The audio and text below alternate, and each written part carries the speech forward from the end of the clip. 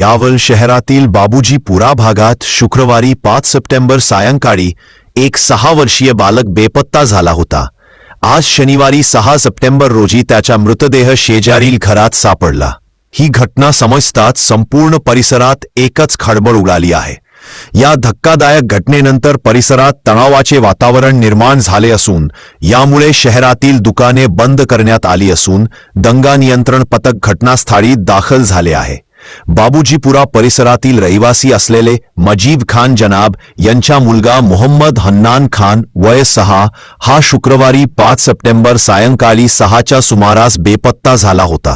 मुलगा बेपत्ता झाल्याने त्याच्या नातेवाईकांसह स्थानिक नागरिकांनी त्याची शोधाशोध सुरू केली, परंतु तो कुठेच आढळून आला नाही।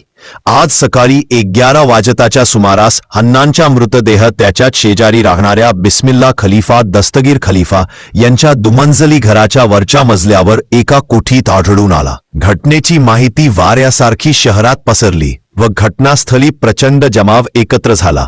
जमावास शांत करण्याकरिता डीवायएसपी अनिल बडगुजर, पोलीस निरीक्षक रंगनाथ धारबळे, सहायक पोलीस निरीक्षक अजय वाढवे, उपनिरीक्षक अनिल महाजन, पोलीस उपनिरीक्षक एमजे शेख तसेच मुस्लिम समाजातील मान्यवरांनी प्रयत्न केले। फॉरेन्सिक पथक दाखल होत असून शहरात सध्या तणावाचे वातावरण असल्याने बाबूजीपुरा भागात प्रचंड पोलीस बंदोबस्त तैनात करण्यात आला आहे।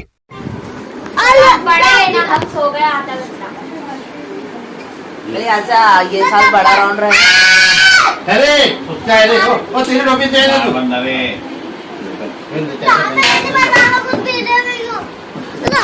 कान कुत्ता ले तुम्हारे बच्चे